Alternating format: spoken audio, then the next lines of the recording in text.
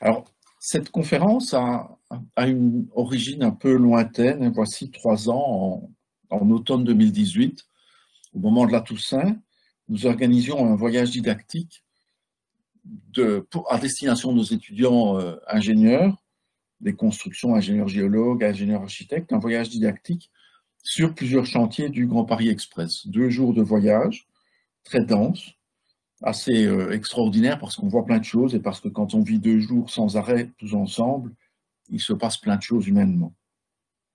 Grand Paris Express, c'est un projet de taille considérable qui a d'ailleurs déjà fait l'objet d'une conférence CERES, un projet d'extension du métro parisien de mémoire 200 km.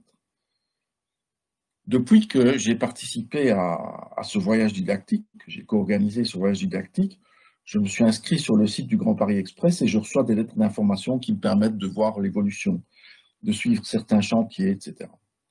Et c'est comme ça que j'ai découvert le sujet de ce soir. Je ne connaissais pas Roland Cahen ni ses 2 collègues. J'ai vu qu'il y existait quelque chose, j'ai fait la proposition, le CERES l'a adopté et j'ai commencé à prendre des contacts.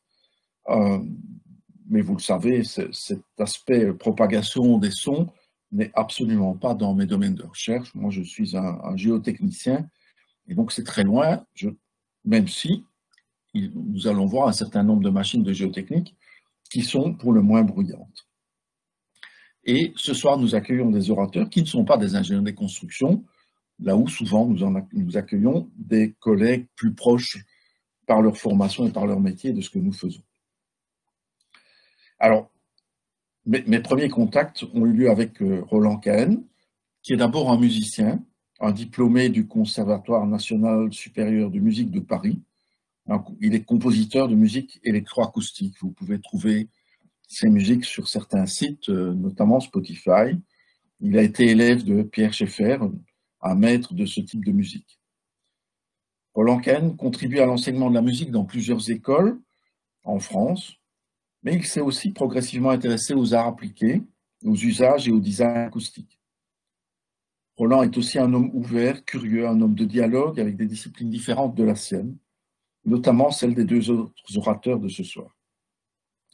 Il est ainsi enseignant-chercheur, comme on dit en France. Il est membre du centre de recherche en design, qui est porté d'une part par l'École nationale supérieure de création industrielle, une grosse école d'art appliqué, où la technicité est importante, une des plus grosses écoles d'art de France. Mais ce laboratoire est aussi porté par l'École nationale supérieure Cachan, le NS Cachan, qui ne s'appelle plus le NS Cachan depuis qu'elle a déménagé, ou qu'elle est en train de déménager sur le plateau de Saclay, un peu plus loin au sud de Paris. Elle s'appelle maintenant ENS Paris-Saclay. C'est une école qu'un certain nombre d'ingénieurs de construction connaissent parce qu'elle est notamment active dans le domaine de la construction, y compris dans le domaine des structures en béton. Je pense que c'est un des points sur lesquels j'ai eu des contacts avec des collègues de cette école dans les dernières décennies. Roland est donc aussi un enseignant-chercheur qui parle avec des ingénieurs. C'est donc d'une certaine manière un homme qui sait construire des ponts, peut-être pas les mêmes que les nôtres, mais des ponts pour la pensée, des ponts entre les sciences humaines et les sciences de l'ingénieur. Le deuxième orateur, Bernard Masson, exerce dans les domaines de l'acoustique environnementale depuis 25 ans. Il a travaillé pour plusieurs entreprises, dont Renault et la SNCF. Il est responsable du pôle environnement du bureau Impédance Ingénierie, actif dans les domaines du bâtiment, du transport et de l'industrie. Il est titulaire d'un diplôme d'ingénieur en éclairage acoustique et climatisation et d'un master en son et vibration. Il a réalisé des cartographies de bruit et des plans de prévention du bruit pour des agglomérations, pour des infrastructures de transport, routiers, ferroviaires, aéroportuaires, et pour des chantiers. Il a donc un réel intérêt pour le génie civil. Le troisième orateur du jour est Gaël Liétin, qui est designer scénographe. J'ai un peu plus de difficulté à expliquer ce qu'il fait. Je vais découvrir un petit peu parce que c'est un spécialiste du design et quand on regarde sur son site et sur son CV, on voit toute une série de réalisations dans des domaines d'art appliqué en général. Alors, Gaël Guettin est diplômé de l'École nationale supérieure de création industrielle, donc de l'ENSCI, où enseigne et où mène des recherches Roland Kahn. Et donc, j'imagine qu'ils se sont rencontrés ainsi. Gaël a donc travaillé sur des très nombreux projets. C'est un créateur très prolifique. Voilà, ce trio d'orateurs, de travailleurs, cette équipe un peu improbable, a été lauréate de l'appel d'offres du Grand Paris Express relatif au bruit sur les chantiers. Ils vont nous en dire plus, mais c'est ainsi qu'ils ont commencé ce travail dont ils vont nous parler aujourd'hui. Travail qui a été remarqué, qui a été primé. Une des productions, notamment le livre blanc Silence chantier, dont on va voir la couverture et quelques pages, j'imagine, a été lauréate du prix Décibel d'Or 2019. Ce n'est pas tous les jours que des objets du génie civil, au sens large, sont récompensés ainsi par un Décibel d'Or. Et donc, il y a un réel intérêt à croiser tout cela. Alors, je me réjouis de les entendre, je leur passe directement la parole, et bien entendu, à l'issue de leur exposé, mais peut-être pendant aussi, vous aurez la parole pour poser des questions, pour questionner. Et donc, nous espérons aussi une réaction du public, de la salle, d'une certaine manière. Je vous passe la parole à vous. Et bonjour à tous, je suis très heureux que nous puissions être invités à participer à cette conférence. Merci beaucoup Robert Charlier pour cette magnifique introduction qui nous met en valeur et qui présente bien nos positions d'origine. Donc bien évidemment, ce dont on va parler est sans doute relativement distant des sujets que vous traitez habituellement, non seulement quant au sujet, puisqu'il s'agit du bruit et du bruit des chantiers, mais aussi de l'approche, puisqu'il s'agit dans notre cas d'une approche interdisciplinaire qui est à la fois un travail d'auteur et un travail de conception. Et donc avec une dimension scientifique et une dimension artistique. Donc c'est cette approche que nous aimerions vous présenter ce soir. Donc je vais partager mon écran.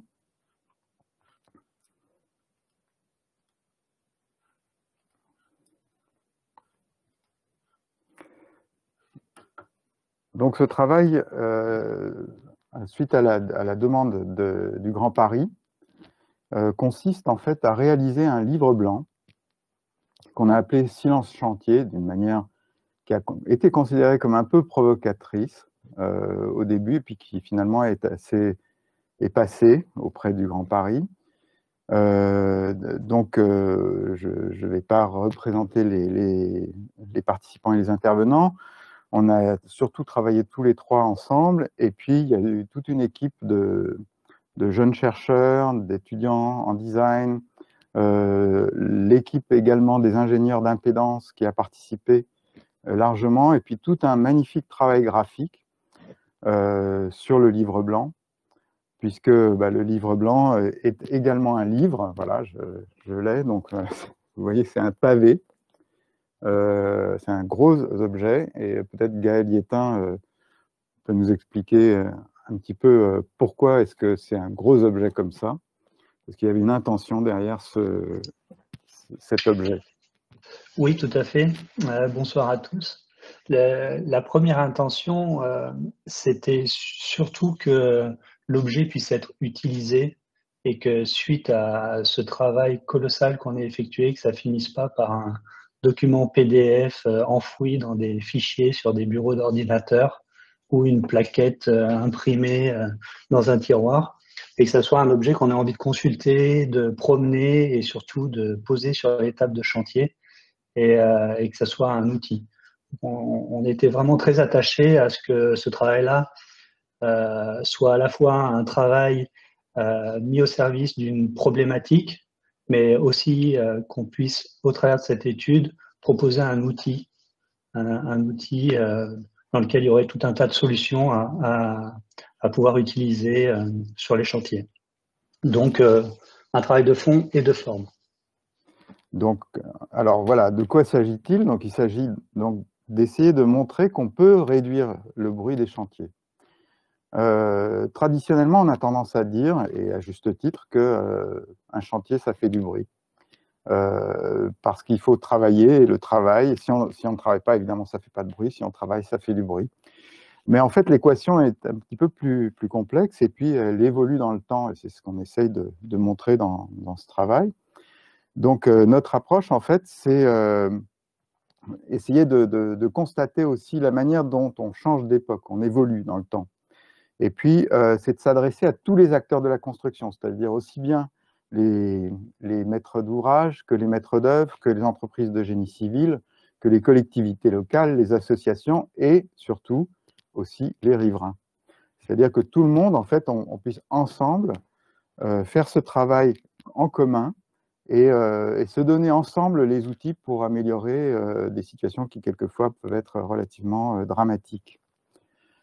Donc l'idée, voilà, vers des chantiers moins bruyants pour tous, avec des stratégies de réduction du bruit à court, moyen et long terme, des nouvelles solutions, essayer d'imaginer des nouvelles solutions, de les modéliser, et c'est d'où l'importance de la présence d'un designer, mais aussi les mesurer, en avoir une approche technique et scientifique.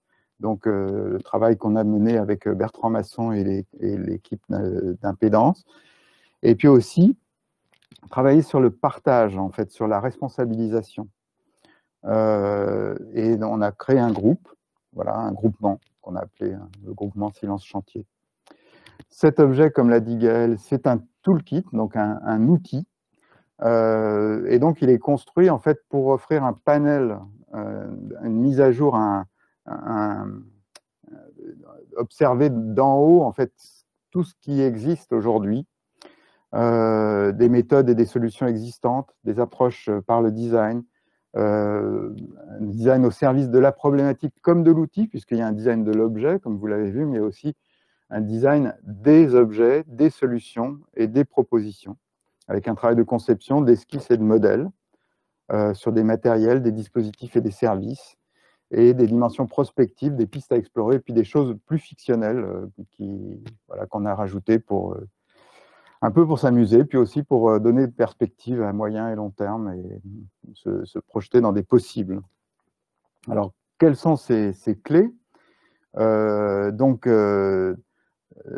Par exemple, dans les solutions innovantes, il y a la création d'un label. Alors, un label, comme il en existe, comme Certibruit, par exemple, qui malheureusement n'a pas beaucoup d'audience, mais essayer de créer des labels plus spécifiques, parce qu'il est possible d'avoir des labels, par exemple, il pourrait y avoir un label Grand Paris ou un label Eiffage ou je ne sais quoi. Chacun peut créer son label, mais plus on aura de compétition dans la labellisation, mieux ce sera.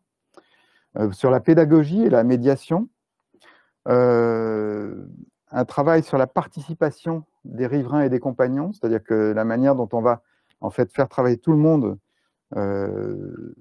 est très, très importante. Une idée de système pollueur-payeur qui n'existe pas actuellement dans le domaine du bruit, mais qui pourrait l'être. Un travail sur l'électrification des engins de chantier qui est en train de se développer et dont on reparlera. On a également imaginé dans l'outil une checklist, c'est-à-dire quelque chose qu'on peut, pour chaque chantier, en fait, quel que soit qui qu'on soit dans le chantier, qu'on soit maître d'ouvrage ou chef de chantier, on peut vérifier qu'on a bien rempli les critères de cette checklist. Et puis, on a travaillé sur des mesures des appareils de chantier. On a hiérarchisé les sources de bruit, on a étudié les aspects réglementaires, on a fait une revue internationale, on a étudié les bonnes pratiques et au-delà. Et on a travaillé notamment sur cette grille de la cause ressentie, c'est-à-dire que quand on va aborder le design des dispositifs sonores, alors quand je parle du design des dispositifs sonores, j'entends aussi bien ce qu'on entend que ce qu'on produit comme son.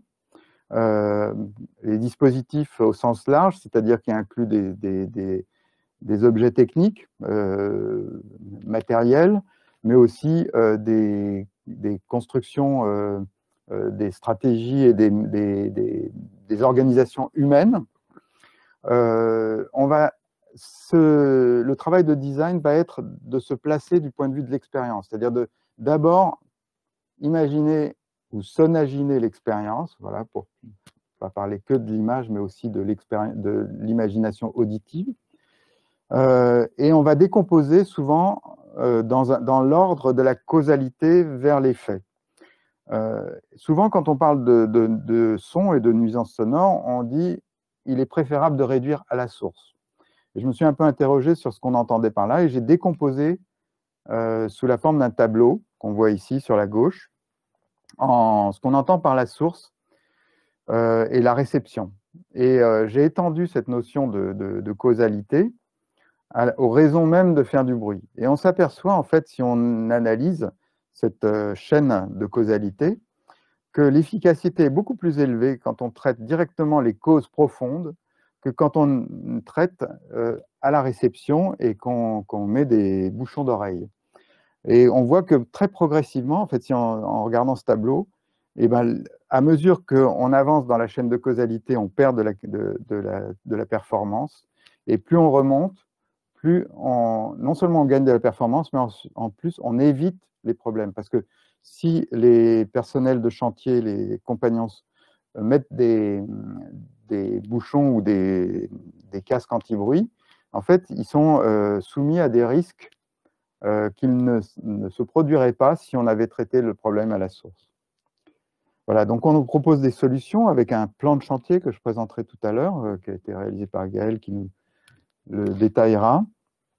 Et puis on a essayé d'évaluer de façon relativement empirique, puisqu'on l'a fait entre nous, on a donné des notes pour chaque aspect de chaque proposition qu'on faisait, de chaque solution existante et prospective, et on a essayé d'évaluer pour chaque solution la qualité acoustique, la responsabilité sociale, l'ergonomie, la maturité des projets et leur coût. Par exemple, on a imaginé un système pollueur-payeur ou un prix donné aux chantiers méritants qui réduisent mieux le bruit que d'autres. On a travaillé sur les notions de monitoring, donc qui sont relativement courantes, mais avec des formes nouvelles, et notamment des formes de médiation. On a travaillé sur le design de dispositifs acoustiques, donc dispositifs d'électrification, dispositifs de séparation entre le chantier et les riverains, dispositifs d'isolation ou d'absorption pour les sources de bruit, et dispositifs à la réception. Donc on a décomposé entre à la source, à la transmission, à la réception. On a travaillé aussi avec des étudiants à l'ENSI, les ateliers, pendant un semestre en 2017. Et là, vous voyez sur la droite le projet Poncho. Donc, il s'agit d'une couverture de chantier qu'on vient mettre sur les palissades Sisabac, qui sont très connues et qui viennent recouvrir avec un côté absorbant et puis un système anti-affiche ou au contraire d'information. Voilà, et comme l'a dit Robert Charlier, on a eu la chance d'être sélectionné et d'obtenir le décibel d'or. Alors, c'est en fait le Grand Paris qui l'a obtenu, puisque c'est la tradition du Centre d'information du bruit et du Conseil national du bruit de remettre les décibels d'or aux entreprises et aux personnes qui sont les plus concernées par leur mise en application. Voilà pour cette courte introduction. Alors, ce qu'on va faire maintenant, peut-être, je voudrais juste vous dire que je vous mets un lien de partage que vous pourrez consulter. Et si je retrouve le chat, et vous y trouverez en fait des images, des vidéos que vous pourrez écouter. Alors, malheureusement, je ne vais pas pouvoir vous passer les vidéos parce qu'il y a un réducteur de bruit sur l'application LiveSize qui est très, très efficace. Et donc, pour entendre le bruit sur le chantier, ça va être un petit peu difficile. Mais je vais juste vous expliquer, par exemple, sur un exemple de vidéo. On voit ici, donc si vous sélectionnez sur la page de Google Drive et que vous double-cliquez sur la vidéo, vous allez... Alors, ce n'est pas la bonne, pardon. C'est la GPEX. Donc là, on voit ici, vous voyez, le bruit va s'atténuer probablement chez vous. D'ailleurs, vous ne l'entendez probablement pas parce que je n'ai pas fait la connexion.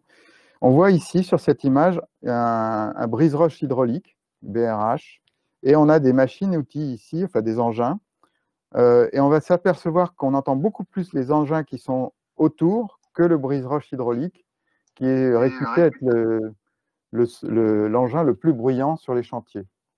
Donc voilà, vous pourrez consulter cette vidéo si vous vous ennuyez pendant la présentation ou plus tard. Et donc ça, c'est sur le lien que je vous ai envoyé.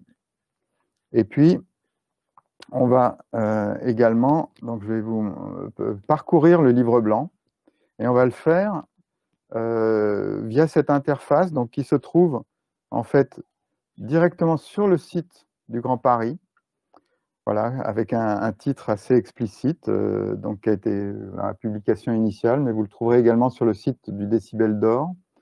Et donc, il y a une liseuse qui vous permettra de le consulter en ligne gratuitement, évidemment, puisque le but est que ce soit lu et découvert et observé et utilisé par tous. Donc,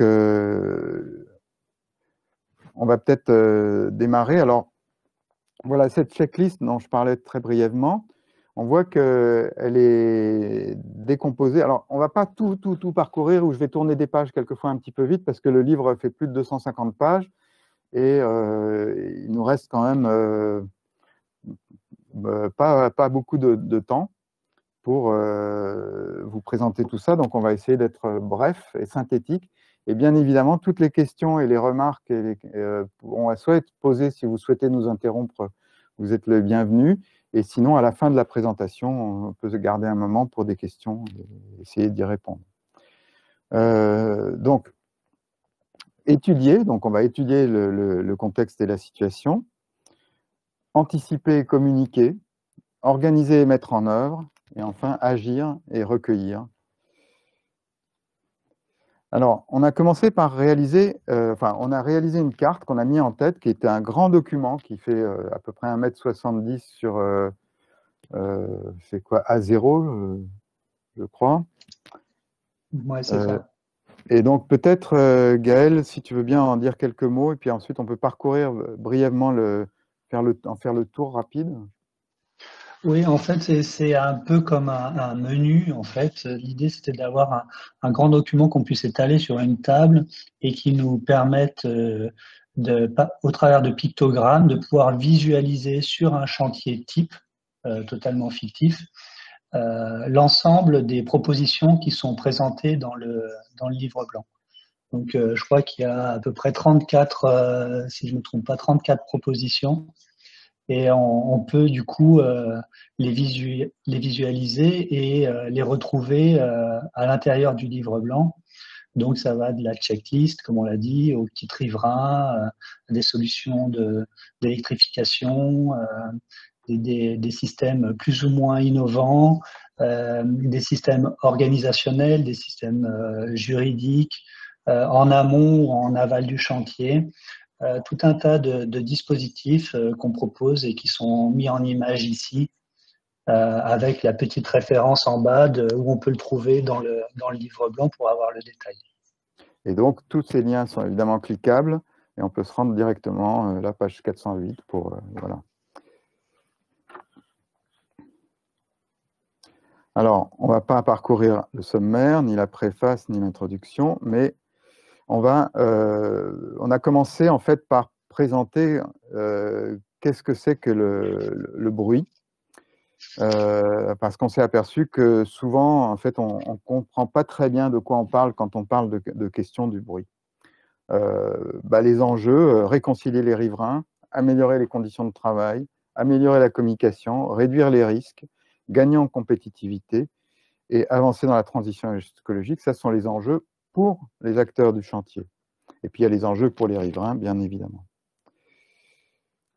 Et donc, on a présenté ça, on a fait un glossaire des abréviations, puisqu'il y en a beaucoup dans ce domaine. On a présenté l'approche.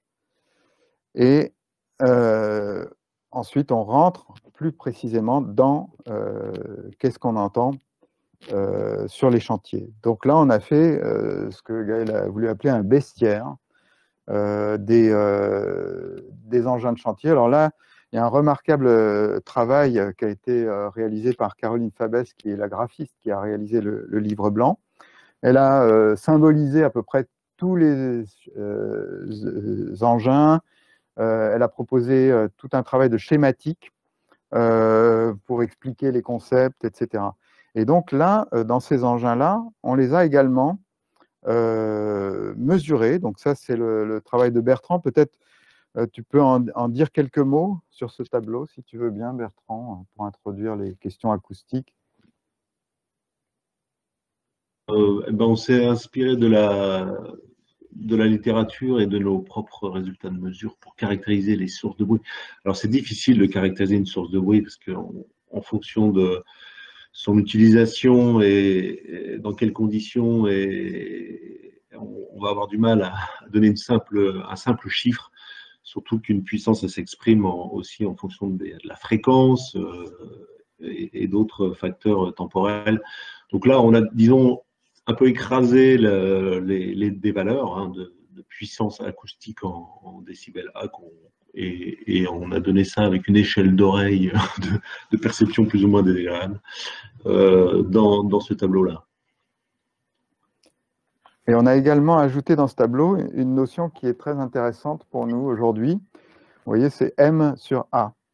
Ça veut dire, en fait, c'est la contribution relative des bruits de moteur par rapport aux bruits d'action. Et ça, c'est quelque chose, justement, par rapport... Alors là, quitte à être un petit peu provocateur, suite à la vidéo dont je parlais tout à l'heure, où on entend davantage le BRH que les autres engins, on s'est rendu compte que dans les sentiers de creusement et de terrassement, en fait, la contribution moteur était finalement souvent beaucoup plus importante que la contribution action. Et alors, on s'est un petit peu posé la question d'essayer de comprendre pourquoi. On a essayé d'interroger un petit peu les constructeurs. On n'a pas eu toujours beaucoup de réponses. Mais on s'est rendu compte que souvent, le discours qui consiste à dire un chantier, ça fait forcément du bruit, est un discours finalement un petit peu un discours un peu convenu et qui permet de se dédouaner en quelque sorte de faire des bruits avec des machines qui sont avec des aérations extrêmement larges, donc extrêmement génératrices de bruit, et des moteurs surpuissants, où on veut pouvoir accéder directement sans avoir de protection. Donc, on comprend bien les motivations, mais en même temps, on s'est rendu compte que on pouvait très bien mettre cette notion en tableau. Et là, on voit par exemple que le bruit de moteur, il y a des engins pour lesquels c'est quasiment que du bruit de moteur, notamment en creusement, avec les hydrofraises, par exemple. On n'a quasiment pas de bruit puisqu'on travaille dans la bentonite en profondeur, alors que le bruit de moteur est très important, qui peut être très impactant, puisque par exemple, sur le Grand Paris, donc il y a plusieurs centaines de chantiers, il y a des hydrofraises qui tournent quelquefois plusieurs mois, jour et nuit, à quelques mètres des habitations, et c'est évidemment le moteur qu'on entend. Donc, voilà pour cette partie. Et puis ensuite, on a introduit les notions d'acoustique avec le tableau dont je vous parlais tout à l'heure.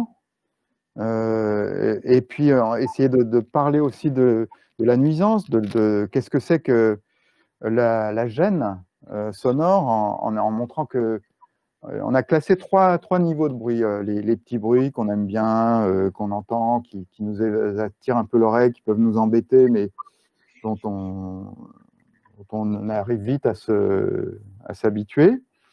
Ceux qui sont gênants, les bruits gênants, donc le voisin qui chante sous sa douche, le gamin qui fait pétarader sa mobilette entre 19h et 21h, qui fait 25 fois le tour du quartier, etc. Et puis, ce que j'ai appelé les gros méchants bruits, c'est-à-dire ceux dont on ne sait pas quand ça va s'arrêter, on ne peut rien faire contre, on n'a aucune information, ça a des niveaux objectifs importants et des temps de nuisance importants également. Donc, voilà une petite BD qui montre aussi, avec un exemple de chantier, de la magie donc dans Spirou, voilà, où on aurait pu tuer le bruit, mais malheureusement, ça n'arrive pas. Pardon. Et puis, on a travaillé sur les idées reçues. il y a beaucoup d'idées reçues dans le bruit. Alors, ce qui est très bizarre avec le son, c'est que comme ça ne se voit pas, c'est l'objet de beaucoup de fantasmes. Et donc, on trouve aussi ces idées reçues dans le domaine du bruit de chantier, comme le bruit monte, par exemple, ou bien les écrans arrêtent le bruit. Alors, par exemple, là, on a pu montrer que, voilà un exemple d'écran. Bon, peut-être, je ne sais pas si Bertrand, tu veux en dire quelques mots, mais voilà, on a montré. Oui, un mot sur l'écran, si vous voulez. C'est comme l'écran lumineux, hein, il n'arrête pas tout, donc il y a des effets de diffraction et le bruit continue à se propager derrière. Et puis, il peut être obstacle, mais il peut être aussi nuisible parce qu'il peut être aussi une source de réflexion sonore. Et quand on réfléchit la source, on peut doubler l'énergie sonore avec une réflexion. Pour résumer. Donc voilà, alors toutes ces notions-là sont détaillées. Ce qu'on entend par les unités qu'on utilise pour évaluer. On explique un petit peu les concepts. Et puis, ça nous amène aussi sur des notions qui sont autour de la réglementation française. Alors, je ne connais pas bien la réglementation dans le reste de l'Europe. Donc, peut-être vous pourrez rajouter peut-être quelques points là-dessus. Mais en France, en tout cas, il y a beaucoup de dispositifs juridiques, mais il y a très peu de résultats, puisqu'il y a très peu ces dispositifs ne sont pas contraignants. Peut-être, Bertrand, tu peux être un peu plus précis. Je peux volontiers dire un mot sur la réglementation, parce que nous, c'est notre base de travail. Hein. On travaille pour les maîtres d'ouvrage, les entreprises, etc. Et dans un cadre normalisé et réglementé. J'en profite d'ailleurs pour dire un mot sur le travail qu'on a fait, moi, en tant que bureau d'études, avec ces deux designers, là, Gaël et Roland, parce que ça m'a permis de sortir de ma zone de confort enfin, vous le verrez peut-être plus en détail, mais d'être confronté à des propositions qui semblaient fantaisistes de la part des designers, hein, pour un ingénieur acousticien, mais qui peuvent être intéressantes pour des raisons économiques, écologiques, pratiques. Voilà, je pense notamment au système gonflable, mais bon, peut-être on en reparlera plus tard. Je reviens sur la réglementation, pardon. La réglementation, elle n'est pas très contraignante, en tout cas en France. Je pense que c'est un peu le même cadre en Belgique, parce que sinon, sans bruit, on ne pourrait pas faire grand-chose en termes de construction.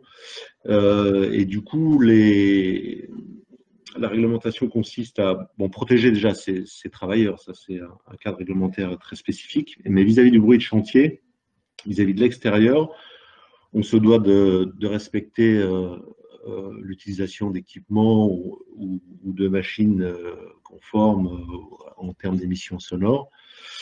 Mais vis-à-vis du bruit par rapport à l'extérieur, il n'y a pas de données chiffrées. Il n'y a pas, par exemple, un niveau maximum à respecter en limite de chantier ou en façade de riverain.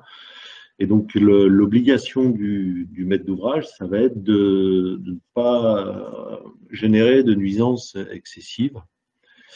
Et pour ça, il va mettre en place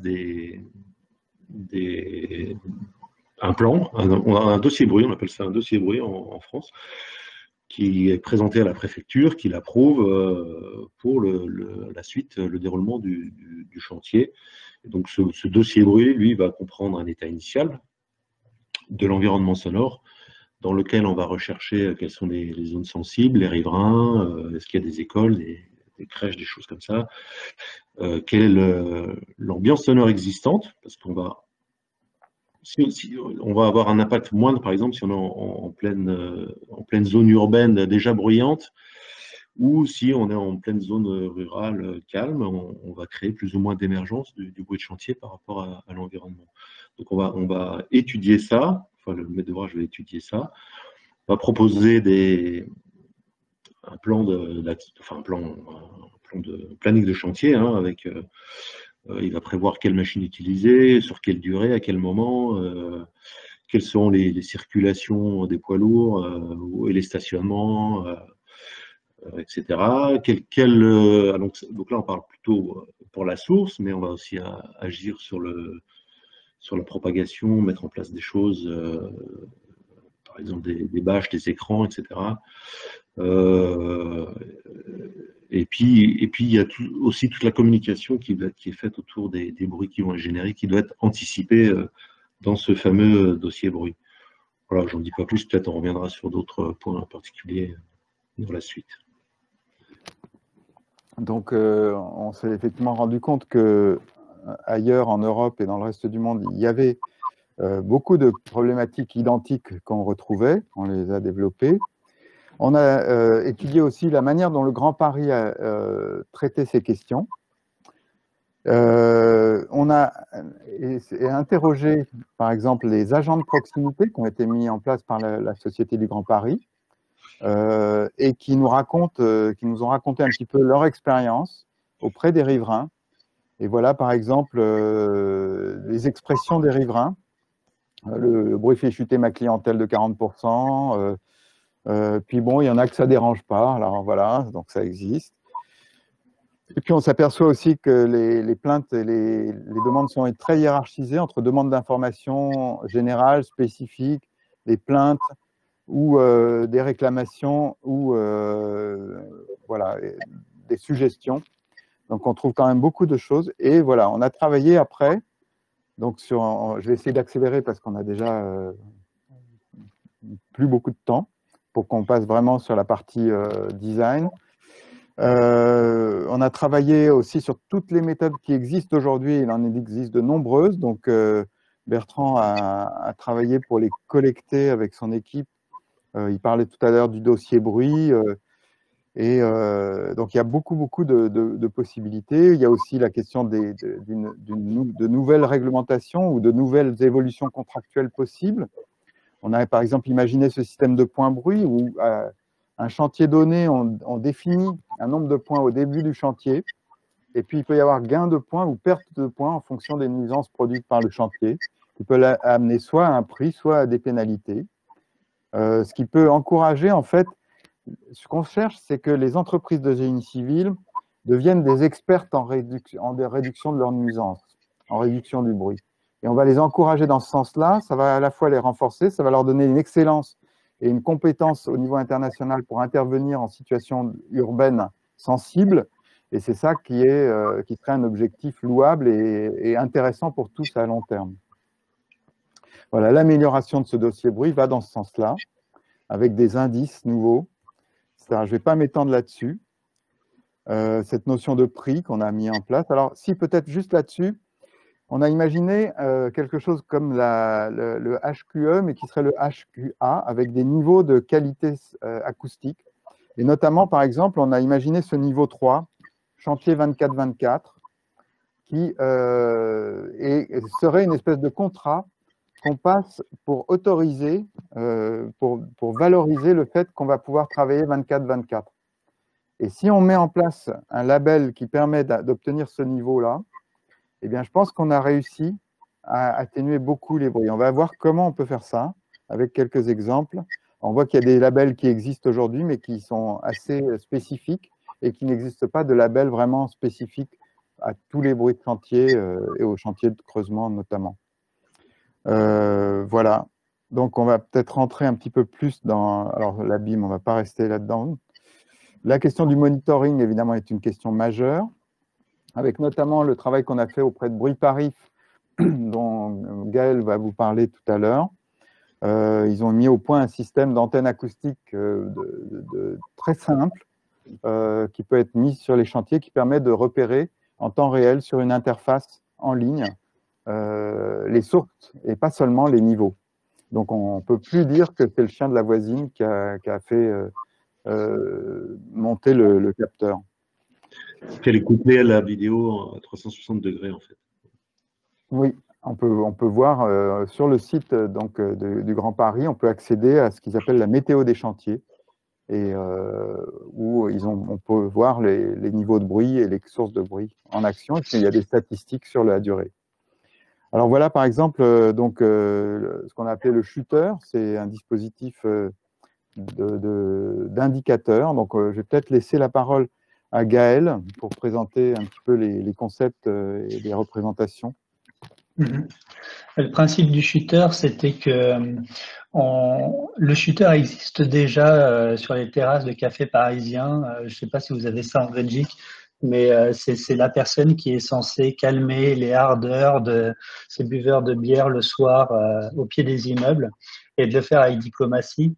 Là, c'est un peu le même principe, en fait, c'était d'essayer de réfléchir et d'imaginer des dispositifs qui pouvaient être mobiles ou statiques sur le chantier et qui permettent de donner un retour visuel sur le niveau de nuisance sonore du chantier, puisque les compagnons qui travaillent sont souvent équipés de protection acoustique, et du coup, ils s'habituent au bruit, ils ne se rendent pas forcément compte du niveau de nuisance qu'ils peuvent pratiquer.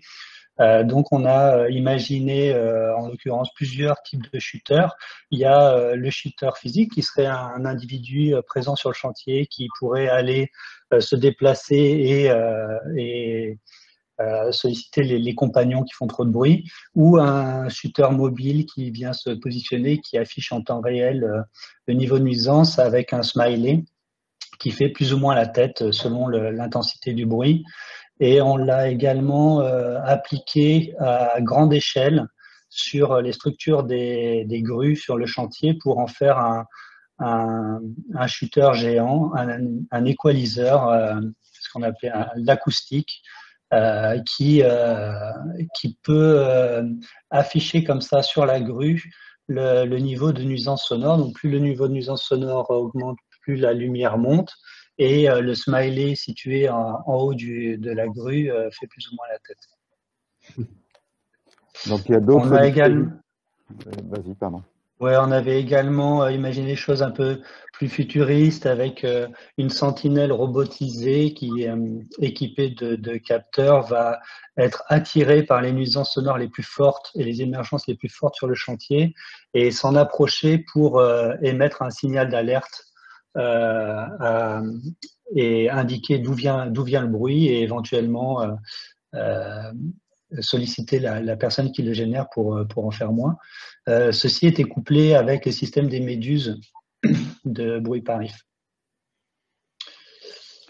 Alors les acoustiques, donc ça c'est quelque chose qui a été développé aussi par la suite, donc on va peut-être en parler un peu plus.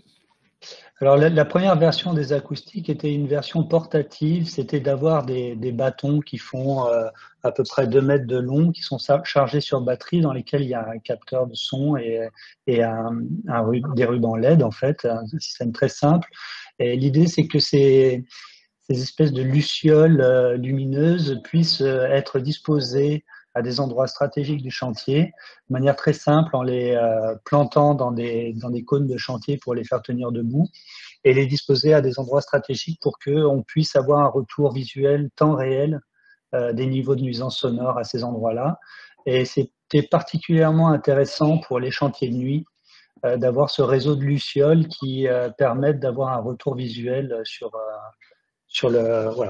l'ambiance générale du chantier et voir s'il y a un endroit où il y a des résurgences plus fortes que d'autres. Et quand on dépassait un seuil qui avait été déterminé pour la nuit, l'acoustique émet un signal d'alerte lumineux pour indiquer qu'il faut baisser le volume. Et ça peut être aussi une dose, c'est-à-dire que là, ça permet à l'engagement en fait de l'entreprise de génie civil à l'entreprise de génie civil de s'engager sur la qualité acoustique HQA 24-24 par exemple dont on parlait tout à l'heure, ou de respecter ses engagements.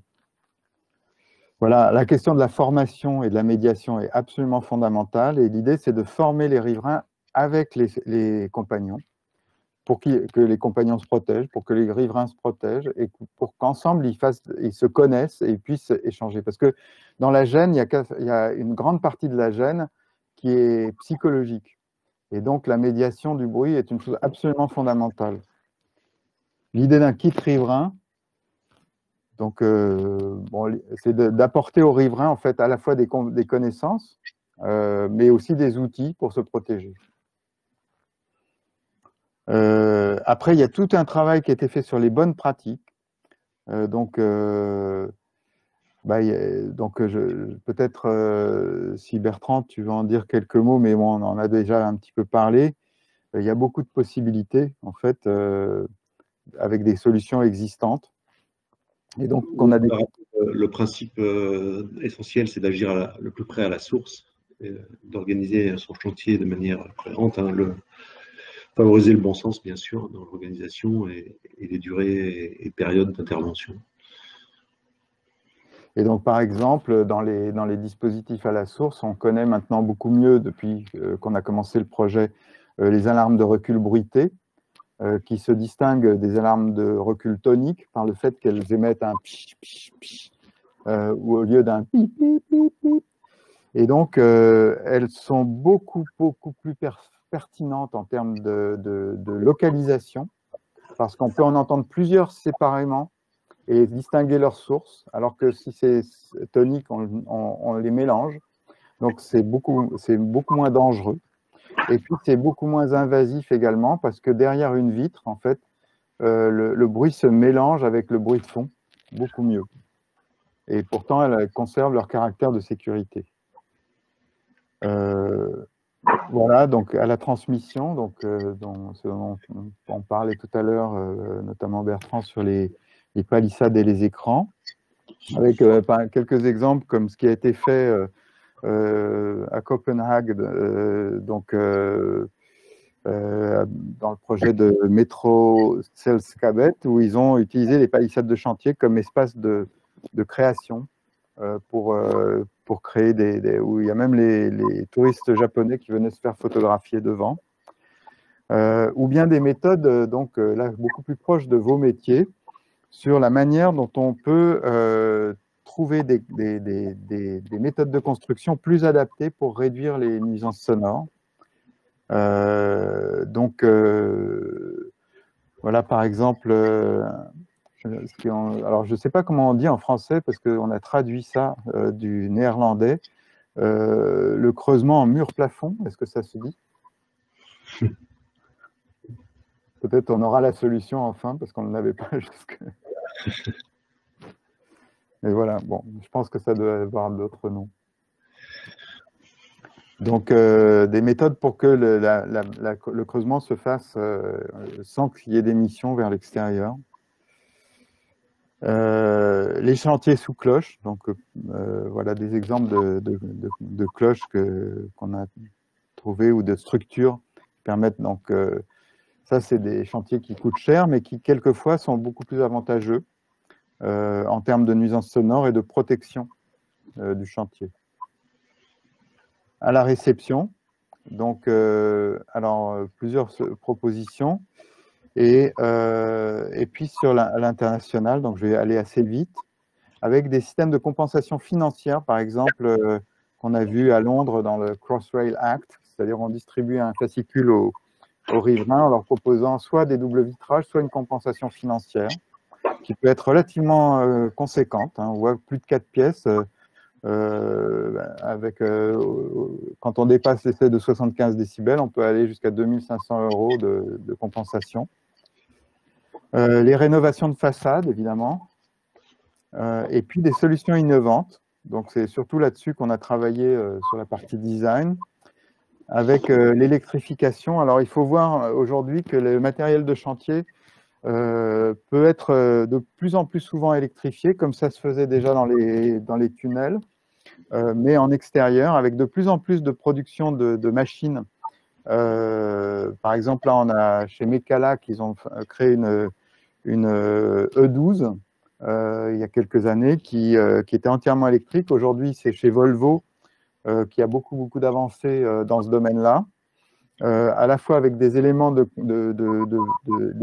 systèmes de pilotage ou de robotisation de certains engins, et puis de l'électrification globale, avec une perspective à moyen terme, c'est-à-dire qu'aujourd'hui, on a un tout petit nombre d'appareils électriques, mais ça peut s'accélérer très vite, d'autant plus si les loueurs s'y mettent, parce que pour eux, c'est un énorme avantage, enfin, les engins électriques, parce que ça a beaucoup moins de coûts d'entretien, beaucoup moins de risques de panne. Et donc, s'ils arrivent à faire louer les engins électriques au même prix que les engins diesel aujourd'hui, on va avoir une invasion du marché probablement assez rapide. Voilà, il faut arriver à les convaincre et pour ça, il faut de l'argent, mais il faut surtout que vous, les acteurs des chantiers, soyez convaincus que c'est une piste intéressante et importante. Parce que si on réduit les nuisances de son avec les appareils électriques, on réduit aussi les nuisances des émissions de gaz à effet de serre, on réduit les risques sur les chantiers et on gagne aussi des marchés parce qu'on a les moyens pour faire des chantiers beaucoup plus écologiques. Voilà. On a vu une fraiseuse électrique sur le chantier de Tideway à Londres. Alors c'est un chantier de égout, un grand égout qui traverse tout Londres, qui a été construit il y a quelques années. On a lu un article sur une fraiseuse électrique. Et en fait, c'était la seule qui existait, qui avait été fabriquée par Soletanche Bachy. Et plus récemment, en fait, je l'ai retrouvée par hasard, cette même, ou sa sœur ou sa cousine, toujours de Soletanche, une belle fraiseuse hydrofraise, devant l'hôpital de la Pitié-Salpêtrière à Paris. Alors, l'hôpital y a sans doute été pour quelque chose, mais en tout cas, ça montre que les bonnes idées trouvent des demandeurs. Voilà. Ensuite, on va peut-être accélérer un peu pour rentrer un petit peu dans d'autres représentations. Donc là, voilà un système d'alimentation, de recharge de batterie sur le chantier, puisqu'on va avoir des appareils peut-être de plus en plus petits. Alors là, on a un énorme compresseur qui marche avec des batteries. Bon, c'est une fiction, mais il sera sans doute plus petit et il y aura une esthétique sans doute différente. Ensuite, à la transmission du bruit, donc on a imaginé ce concept. Donc je vais laisser Gaël en dire quelques mots. Oui, l'enjeu ici était de tirer profit de l'espace qui peut être mis à disposition aux abords du chantier, quand c'est le cas, et de mutualiser l'emplacement des bases vie avec une extension de ces bases vie pour des bases qui seraient à destination des riverains, et de ne pas montrer le chantier que comme un élément de nuisance, mais aussi un élément de lien, créer une couture urbaine entre chantier et urbanité, et voir comment on pouvait programmer ici plusieurs fonctionnalités avec ce dispositif qui du coup est fait pour créer une cloison acoustique entre le chantier et la partie riverain. Et on y voit du coup une partie qui est proposée aux riverains pour y installer que ce soit des pop-up stores, des espaces de coworking ou des espaces pour la ville de Paris éventuellement pour accueillir les sans domicile fixe, des points chauds, etc. Toute une programmatique à envisager avec un belvédère au sommet qui permet de voir l'évolution du chantier, qui sont souvent des chantiers non accessibles. Et côté chantier, toute une partie destinée aux bases vie, avec en partie basse des zones de stockage sécurisées pour le chantier. Et des systèmes de charge, comme on a dit tout à l'heure. On a également travaillé sur des systèmes d'isolants absorbants, en fait, de barrières de bruit avec différentes typologies d'accrochage. Donc voilà, par exemple, sur une centrale à bout, avec des systèmes d'accrochage ajoutés, ou sur ce power pack d'hydrofraise avec un habillage fixe ou un habillage mobile. Et puis, on a également beaucoup travaillé sur les typologies de barrières acoustiques. Donc, si tu peux en dire quelques mots, Gaël. Ouais, bah, l'enjeu là également, c'était d'avoir des systèmes modulaires qui permettent simplement de s'accrocher aux différents supports qui sont existants sur les chantiers et de pouvoir proposer du coup derrière différentes déclinaisons en fonction des usages dont les compagnons peuvent avoir besoin sur un chantier, comme là en l'occurrence, venir encloisonner une mini-zone autour d'un compagnon parce qu'on sait qu'ici il va y avoir une intervention qui va être bruyante, et du coup, après, les palissades peuvent être déplacées, ou voire de créer des couloirs acoustiques, ce qu'on appelle des corridors acoustiques, pour la circulation des camions toupies qui font la queue les uns derrière les autres pour soit y déverser leur chargement, soit y récupérer les bouts et les matériaux qui doivent quitter le chantier. Et souvent, ce qui est remarquable justement avec ces queues de camions, c'est que quelquefois elles peuvent être relativement longues et importantes, et les camions toupies tournent en continu. Donc ce sont des causes de nuisance importantes sur les chantiers du Grand Paris. Voilà, on a imaginé aussi des choses un peu plus prospectives avec les cristaux soniques qui permettent de laisser passer l'eau ou les petits animaux.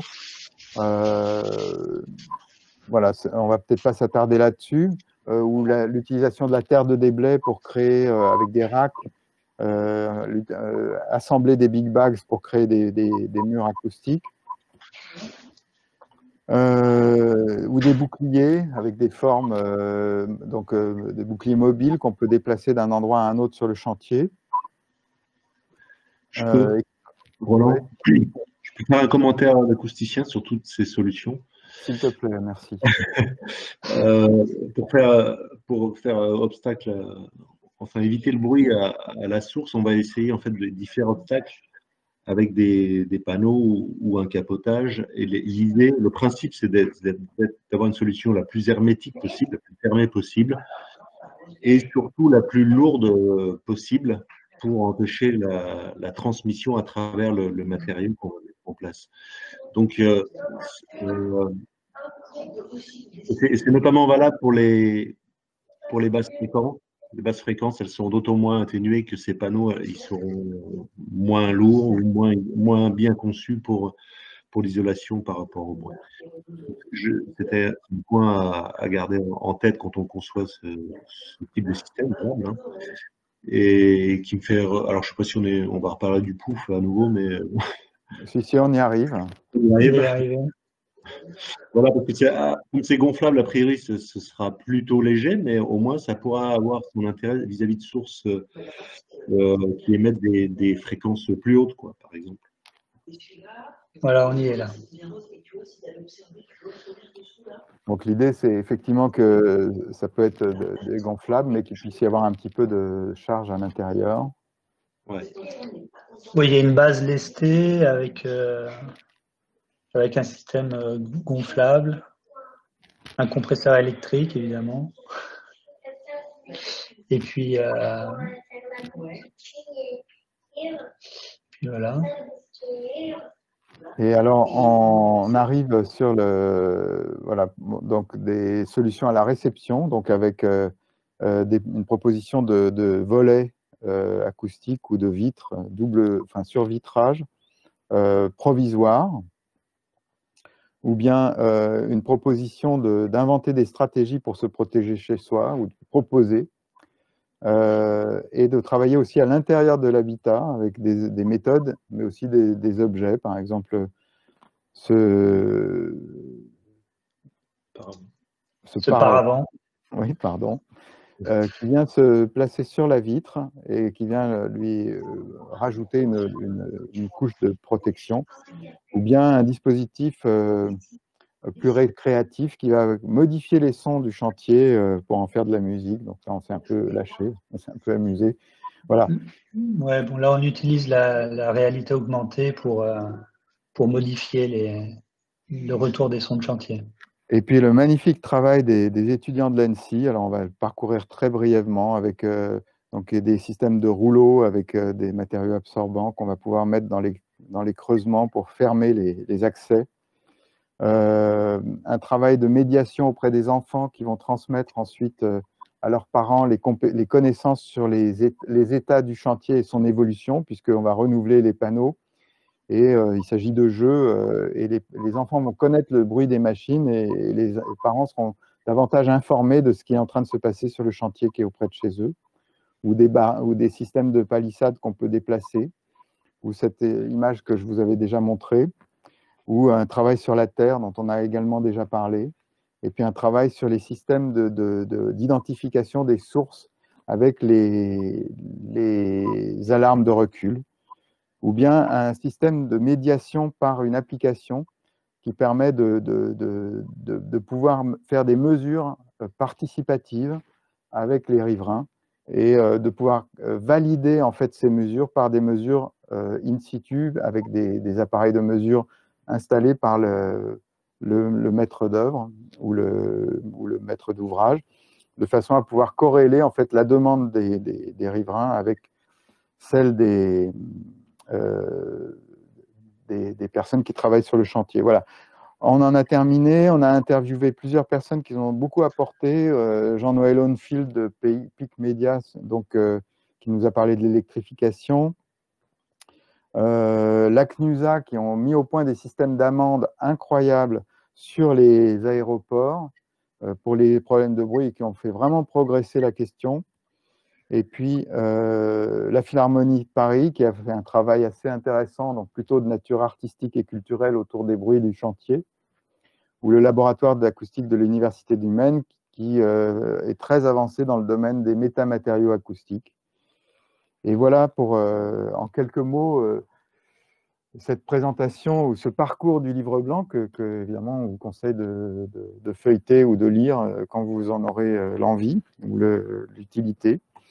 Et on est ouvert à quelques questions si vous avez. Roland, juste avant d'attaquer sur les questions, peut-être juste présenter peut-être l'acoustique qui est finalement une résultante de ce travail intégré de manière plus concrète.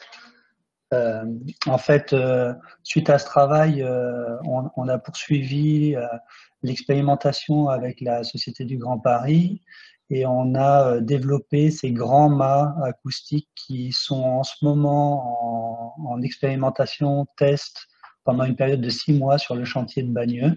Il y en a 2 qui sont installés de part et d'autre du chantier. Et donc, la particularité de ces mâts, c'est donc c'est des mâts qui font à peu près 7 mètres de haut. Et les 2 derniers mètres sont des afficheurs. Donc, il y a un afficheur 3 faces. Les 3 faces du mât triangulé permet d'afficher de l'information. Et on a 2 typologies d'informations là. C'est l'environnement sonore temps réel autour du mât et la moyenne de nuisance sur les 10 dernières minutes. L'enjeu là, c'est que le mât est totalement autonome. Il est installé, branché et autoportant et il se suffit à lui-même. Le truc, c'est qu'il mesure l'environnement sonore global, pas que l'environnement sonore du chantier, mais l'environnement global autour de lui-même. Et c'est un espèce de médiateur comme ça qui sert à la fois aux compagnons, ça leur permet d'avoir un retour visuel sur leur niveau de nuisance, et aux riverains.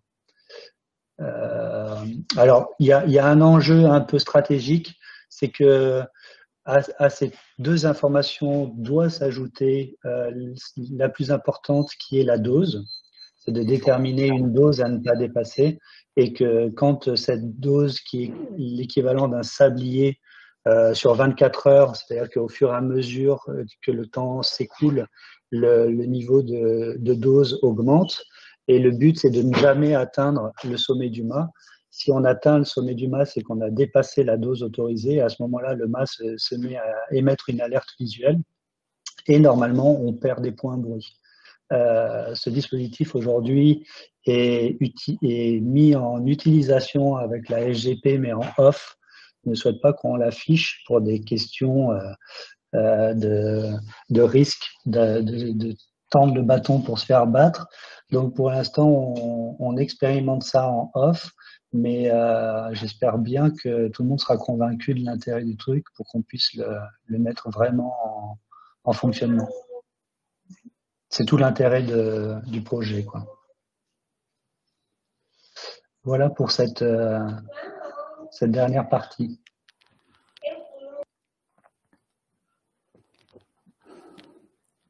Bon, ben, merci à tous. Est-ce qu'il y a des questions, des remarques, des suggestions? Bienvenue. Merci. Je propose peut-être que même si on est à distance, avec caméra et micro, on prenne quelques instants pour applaudir, pour vous remercier de cette présentation.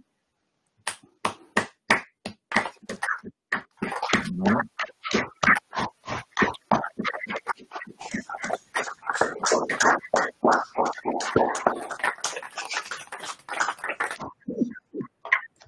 prise toujours un peu virtuelle, mais qui remet un peu de chaleur et qui transmet un petit peu la chaleur de nos remerciements.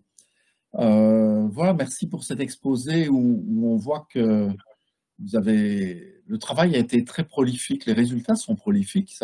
On a l'impression à la fois qu'il y a un fil conducteur et qu'en même temps, il y a des idées dans un peu tous les sens. Et donc, probablement une difficulté aussi de bien s'approprier cet ensemble-là. Mais place aux questions, est-ce que parmi les participants à cette séance, il y a des questions? N'hésitez pas à lever la main ou à utiliser le chat.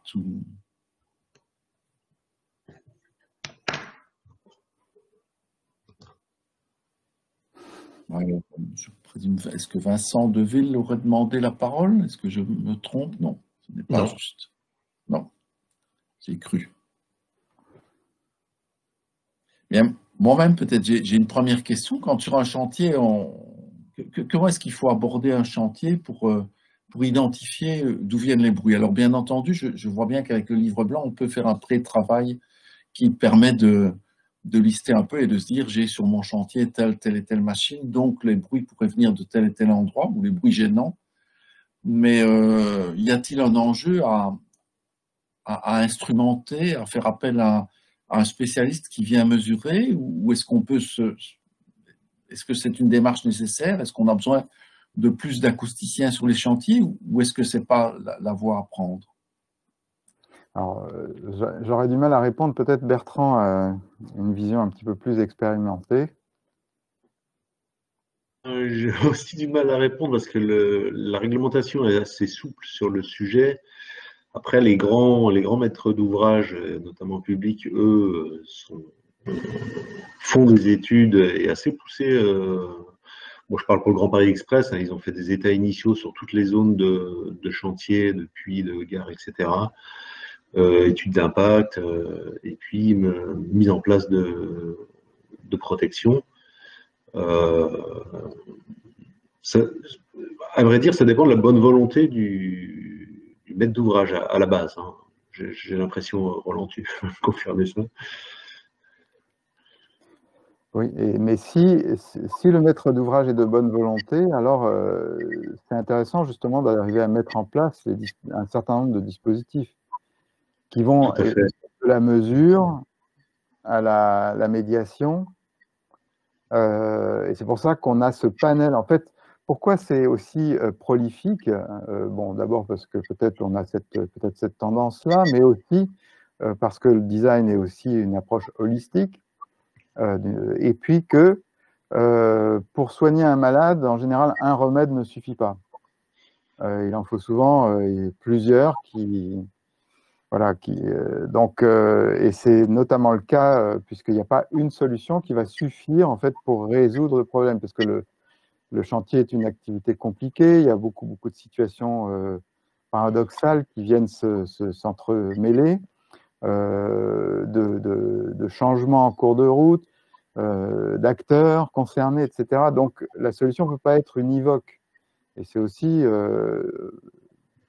parce qu'on va attaquer le problème par tous les bouts, de manière diversifiée, qu'on va pouvoir le résoudre dans une certaine mesure, en tout cas. Et la communication est vraiment fondamentale dans la procédure. Si les gens sont informés avant des nuisances qu'ils vont subir, ils vont pas se plaindre bien moins. De toute façon, il y a un moment où des chantiers doivent faire du bruit, et c'est pour ça qu'il y a des dérogations, en tout cas, enfin, ce système de dérogation en France par rapport à un arrêté d'exploitation, qui permet de faire du bruit à un moment plus que d'autres, ou des nuits, mais il faudra vraiment avoir bien communiqué avec les riverains en amont et pendant ces procédures-là.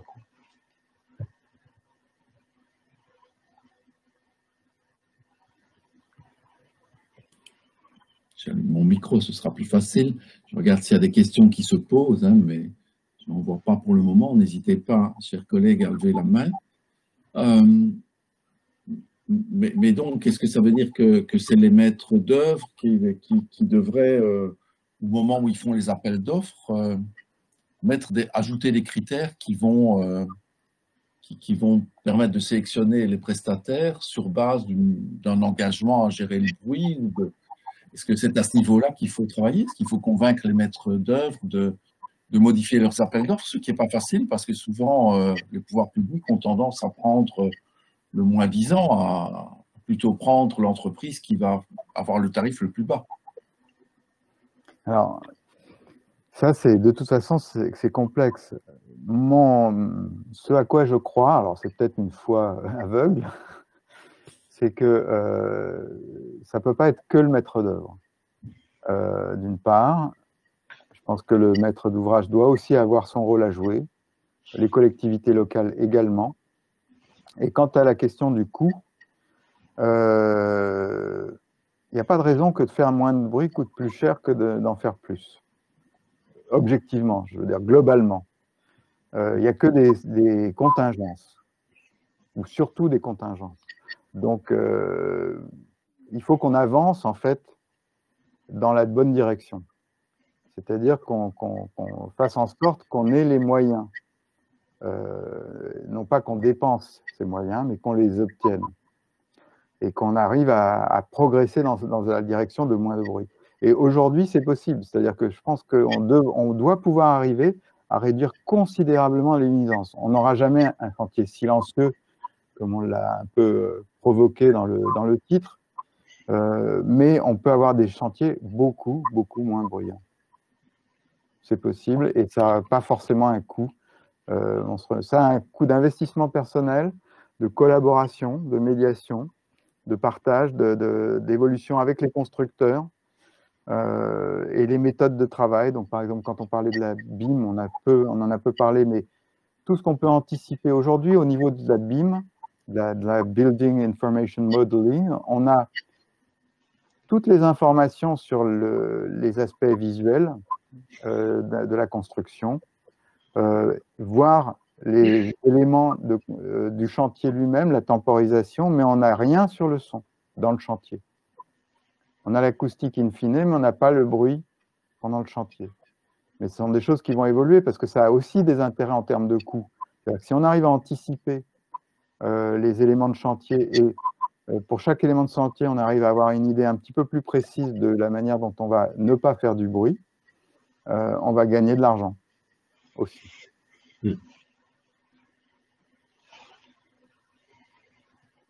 Merci.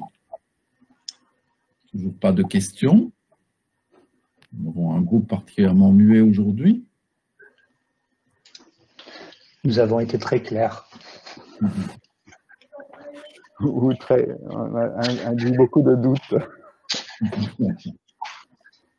Bon, c'est toujours un peu la difficulté quand on est un peu à la marge de la culture d'un groupe. Hein, il va susciter je pense qu'on s'aime plus sur le long terme quand on est un peu à la marge comme ceci, mais je ne doute pas que ce soit le cas.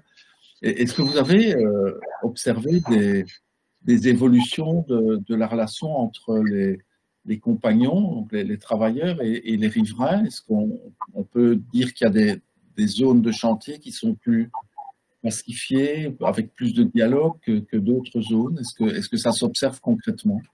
Alors justement, dans l'exemple qui est cité, donc Hakim Cherifi, le référent du chantier que nous avons interviewé, qui est souvent, qui a été proposé par la SGP, c'est vraiment un personnage assez remarquable parce qu'il est sur un des chantiers les plus bruyants de la région parisienne, à Champigny, où il y a beaucoup de problèmes. Et il a établi avec les riverains une vraie connivence, un vrai lien.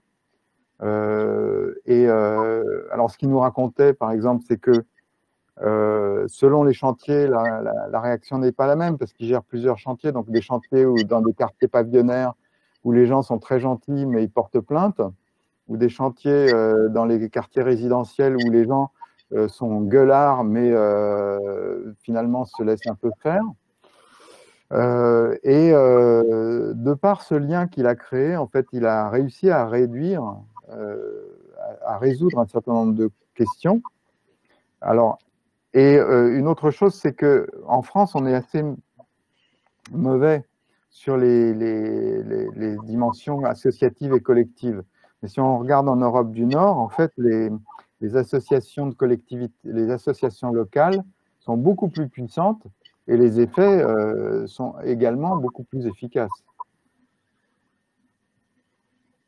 Donc, oui, donc si les riverains commencent à s'organiser, à déposer plainte ou à aller rencontrer les élus, etc., le poids sera très différent et peut-être qu'une des voies d'une évolution consiste à ce que les riverains se fédèrent un peu plus. C'est un vocabulaire un peu inattendu de dire que les chantiers évolueront grâce à l'opposition des riverains. Mais c'est le cas, déjà. Ouais. C'est déjà le cas, c'est la raison de ce livre blanc, d'ailleurs. C'est une des raisons pour lesquelles la SGP nous a sollicité sur ce livre blanc. Parce qu'ils avaient des difficultés. Ils rencontrent déjà de nombreuses difficultés sur leur chantier et le pire, c'est que les chantiers soient arrêtés et ça leur arrive d'avoir des demandes et des chantiers bloqués. D'accord. et puis il y a quelque chose aussi qu'il faut prendre en compte et qui est relativement récent. Et ça, c'est l'ACNUSA qui nous a mis la puce à l'oreille en nous expliquant ça. C'est qu'aujourd'hui, en fait, il n'y a pas besoin d'avoir des associations structurées. Il suffit d'avoir une page Facebook et c'est plus 10 riverains qui vont venir aux réunions, c'est 100 000 qui vont se connecter et ça va très très vite. Ce qui fait que l'idée qu'on va pouvoir conserver une certaine forme d'opacité est complètement dépassée. C'est-à-dire qu'aujourd'hui, si on ne joue pas la transparence, on est mort. Et ça change beaucoup de choses. Et j'ajouterais par rapport à la sensibilité croissante du public, nous qui sommes bureau d'études, on voit ces dernières années de plus en plus de sollicitations enfin, pas forcément dans les transports publics, mais aussi dans l'industrie ou le bâtiment, des sollicitations de maîtres d'ouvrage qui veulent surveiller leurs installations en termes de bruit et de vibration de manière permanente ou sur des phases particulières de bruyantes. Oui, merci. Roland, oui, Roland, vous voulez dire encore quelque chose? Non, je pense qu'on en a assez dit. Je crois que... Je ne vois toujours pas de demande de prise de parole. Donc, il me semble que nous allons clôturer ici. Je dois dire que je vous remercie vraiment pour cet exposé qui, comme je l'ai déjà dit plusieurs fois, nous fait un peu sortir de notre zone de confort.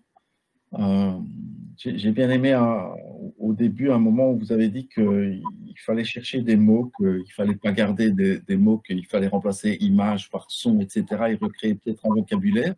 Je pense que quand le vocabulaire reste encore un peu parcellaire, c'est peut-être qu'il y a encore du travail à faire pour s'approprier les idées et pour les faire vivre, que le vocabulaire et les idées évoluent un peu en même temps. Et donc, je ne doute pas que vous ayez semé un certain nombre d'idées, de graines chez nos interlocuteurs, chez ceux qui vous auront écouté pendant cette belle heure d'échange. Et je vous remercie vraiment très vivement de votre contribution. Je regrette évidemment que nous n'ayons pas la possibilité de continuer l'échange de manière plus conviviale autour d'un verre que nous aurions été ravis de vous offrir, voire autour d'une bonne table de restaurant. Ce sera peut-être un jour le cas, mais aujourd'hui, c'est difficile. Voilà, un grand merci et peut-être qu'on peut encore une fois vous applaudir tous ensemble pour bien vous remercier. Bravo pour votre patience et merci à vous.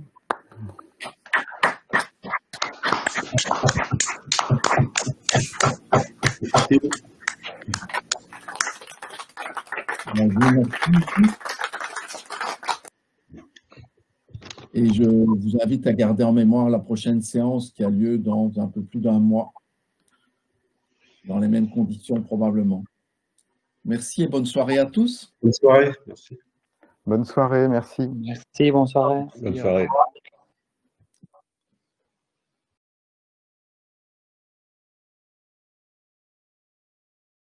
Aujourd'hui, c'est Gilles Cormand qui va nous parler. Gilles Cormand est diplômé ingénieur des constructions depuis 2017 et il a directement, une fois le diplôme obtenu, intégré l'équipe de recherche de géotechnique pour faire une thèse dont il va nous dire quelques mots. Gilles avait déjà fait un travail de fin d'études en géotechnique. Il a, dans le cadre d'un Erasmus qu'il a fait à Gand, à l'université de Gand. Et depuis qu'il est dans l'équipe, il participe à des projets européens et donc travaille dans un contexte assez international, même si, de nouveau, depuis un an, l'international est très, très limité à des échanges virtuels. Mais donc, je suis heureux de lui donner la parole maintenant pour un exposé qui nous donnera un peu le parfum de ses recherches. Gilles, tu as la parole. Bonsoir à tous, merci pour cette introduction. Est-ce qu'on voit bien mon écran là? Le partage? Oui, c'est parfait. Impeccable. Donc comme je disais, merci pour cette introduction et merci de me donner la possibilité donc, de vous exposer brièvement mon travail de thèse qui traite des transferts de gaz en milieu discret appliqués à la thématique de l'enfouissement des déchets nucléaires. Et donc commençons par une brève contextualisation. Donc, à l'heure actuelle, l'énergie nucléaire, elle présente de nombreuses applications civiles, parmi lesquelles la production stable et massive d'électricité via les centrales nucléaires. Donc, en 2019, cette énergie, elle intervenait à hauteur d'environ 46% en Belgique, chiffre en baisse en 2020 suite à la crise sanitaire. Et cette énergie d'origine nucléaire, elle a la particularité de produire des déchets radioactifs qui sont nocifs pour la biosphère et qui sont classés selon leur niveau et selon leur durée de radioactivité. Donc, en Belgique, les déchets de faible activité de type A, ils représentent environ 80% du volume et ils seront stockés en surface à des sels, alors qu'un enfouissement en couche géologique profonde est une des solutions préconisées pour les déchets de type B et C, qui représentent 20% du volume, mais qui concentrent plus de 99% de la radioactivité. Et donc ce concept de dépôt géologique profond, il repose sur le principe de confinement multibarrière, qui offre une succession de couches de protection, aussi bien naturelle qu'artificielle, pour ralentir la migration des radionucléides sur de très grandes échelles temporelles. Et en pratique, les déchets ils sont stockés dans des containers en acier qui sont scellés dans une alvéole de stockage en béton, elle-même remplie d'un remblai en béton. Et l'ultime et principale barrière est donc la roche argileuse elle-même. Et alors, pour assurer la faisabilité de cette solution, il est essentiel d'étudier les nombreux phénomènes thermo-hydromécaniques qui sont susceptibles d'altérer le milieu entourant l'alvéole de stockage, ainsi que ses caractéristiques de confinement. Et parmi ces phénomènes, on retrouve donc la production de gaz, tel que l'hydrogène, qui est issu de mécanismes tels que la corrosion des composants mécaniques du système. Et donc, en cas d'accumulation et de montée en pression de ce gaz, il peut alors se créer des chemins d'écoulement préférentiels pour le gaz, et donc potentiellement aussi pour la matière radioactive. Et donc ceci nous amène à la question posée par mon travail de thèse, qui est de savoir si les surpressions de gaz peuvent entraîner une fracturation de la roche argileuse saine et compromettre de la sorte l'isolation du stockage en créant des chemins préférentiels d'écoulement. Et pour répondre à cette question, il faut s'intéresser d'une part au transfert de gaz à travers la roche endommagée qui entoure l'alvéole de stockage, mais aussi au mécanisme de transfert de gaz dans la roche saine, dans la roche argileuse saine. Et donc, dans la suite, je vais vous présenter juste brièvement l'approche adoptée dans la zone endommagée. Donc, tout d'abord, dans l'optique de représenter l'endommagement dans les roches, il est intéressant d'observer comment la rupture se produit dans les géomatériaux. Et la plupart du temps, ces fractures macroscopiques, elles sont causées par l'initiation et la propagation de plans de rupture qui sont en fait des zones de localisation des déformations. Et à partir de ces observations, on peut alors proposer des techniques de modélisation qui sont capables de reproduire numériquement l'endommagement des roches sous la forme de localisation des déformations en bande de cisaillement. Mais en pratique, on n'utilise pas des méthodes éléments finis classiques parce que celles-ci sont dépendantes du maillage, comme on peut le voir ici sur les résultats qui sont présentés pour deux types de maillages différents. Et donc à la place, qu'est-ce qu'on fait? On a recours à un modèle de type second gradient qui introduit une longueur interne de régularisation dans le modèle, ce qui permet d'éviter donc la dépendance au maillage et ainsi de contrôler la largeur de bande, quelle que soit la taille de ce maillage. À côté de ça, pour prendre en compte l'effet des transferts de gaz, la roche argileuse elle est également traitée comme un milieu multiphasique qui est composé d'une matrice solide et de vide qui sont remplis à la fois d'une combinaison de fluides. En particulier, donc ce mélange de fluides, il va comprendre une phase liquide et une phase gazeuse, et chacune de ces phases va correspondre à une combinaison de 2 espèces. Et donc enfin, pour accentuer les interactions entre les transferts hydrauliques et l'endommagement que je vous ai présenté, des couplages hydromécaniques sont également intégrés au modèle.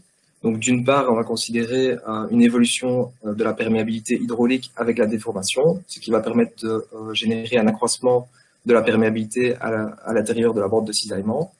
Et d'autre part, on va aussi tenir compte de l'évolution de la courbe de rétention du matériau avec les déformations, ce qui va permettre donc de considérer la modification de la morphologie du réseau poreux suite à l'endommagement. Et donc, à partir de là, on peut utiliser ce modèle second gradient couplé dans le cas d'une application qui sera ici donc le cas d'une galerie de stockage suivant le concept français. Dans ce cas-ci, donc la simulation, elle se déroule en 3 étapes. D'abord, il y a une excavation de la galerie qui est ensuite ventilée durant la phase d'opération. Une fois que l'alvéole est remplie et scellée, il y a une phase de restabilisation des pressions d'eau autour de l'ouvrage, avant que donc, le gaz ne soit libéré sous forme d'hydrogène. Et donc, lors de la première phase d'excavation, le déconfinement qui est appliqué à la tradeuse de la roche est conduit au développement progressif d'une zone endommagée, au voisinage donc, de la galerie, qui est caractérisée par des bords de localisation bien visibles. Et à mesure que ces bords de localisation s'initient, on constate que les propriétés de transfert sont progressivement modifiées avec une augmentation d'environ 2 ordres de grandeur de la perméabilité de la roche et en parallèle une baisse globale de la pression de gaz dans la roche endommagée entourant l'alvéole. Et donc finalement, lorsque l'hydrogène est injecté dans le massif rocheux, en suivant le profil qui est donné en haut à droite du slide, on constate que par rapport à la simulation de référence qui est présentée au-dessus, l'hydrogène pénètre beaucoup plus facilement dans les premiers mètres de la roche argileuse si une augmentation de la perméabilité avec la déformation est prise en compte. Et alors, de plus, on intègre une modification de la courbe de rétention du matériau avec la déformation, alors on constate l'émergence d'une phase gazeuse distincte, ce qui contribue à une désaturation beaucoup plus rapide de la zone endommagée. Et donc, en conséquence, on peut voir que l'hydrogène se diffuse plus facilement et plus rapidement dans l'ensemble de la zone endommagée, ce qui est finalement plus en ligne avec les observations qui sont faites in situ. Et donc, en conclusion, donc moi j'ai cherché ici pour conclure à me poser la question, est-ce qu'il y a un lien entre ce sujet de l'enfouissement des déchets nucléaires et le bruit qui est le thème de la conférence de ce soir. Et en fait, je me suis très vite aperçu que, notamment au cours de l'année écoulée, ce sujet de l'enfouissement, il a fait beaucoup de bruit, mais surtout d'un point de vue médiatique. Et donc, je pense aussi qu'il risque de faire encore beaucoup de bruit à l'avenir, car malgré que la sortie du nucléaire ait été actée pour 2025, il est fort probable que cette filière joue un rôle dans la transition vers un mix énergétique bon et sobre, vers laquelle la Belgique doit tendre. Et donc, de mon point de vue, les moyens qui pourraient être préconisés et mis en œuvre pour atténuer ce bruit, cela passe par la poursuite de la recherche scientifique de pointe, notamment sur la thématique des transferts de gaz que je viens de vous exposer. Et je pense que ça passe aussi donc par une meilleure vulgarisation de cette solution d'ingénierie et de la filière du nucléaire en général auprès du public non averti, de façon à, d'une certaine manière, le démystifier et à permettre ainsi d'avancer de façon plus sereine et en toute transparence. Je vous remercie pour votre attention. Merci Gilles pour cet exposé qui te caractérise bien, qui caractérise tes recherches, mais aussi la manière dont tu fais tes présentations avec toujours le même soin, la même qualité de présentation et de diapositive. Si cet enfouissement de déchets nucléaires se voit effectivement le jour, effectivement, ce ne sera pas demain, mais ce sera dans quelques années, dans 10, 20 ou 30 ans. Mais par contre, ce sera certainement un enjeu de génie civil considérable parce qu'on fera creuser de très grandes longueurs de galeries. Et donc, je ne doute pas que quand cela démarrera, le CERES s'intéresse à nouveau à la question. Par ailleurs, sur l'enjeu des échanges entre la société civile et les scientifiques, nous organisons le 24 avril prochain à destination des étudiants de sciences appliquées et d'étudiants de sciences politiques, un serious game qui leur permettra de confronter leurs vues et de réfléchir à cette question de l'enfouissement des déchets nucléaires en tenant compte du fait qu'on aura autour d'une même table des personnalités très différentes et surtout des cultures très différentes ce qui devrait faire une partie de la richesse de cet échange.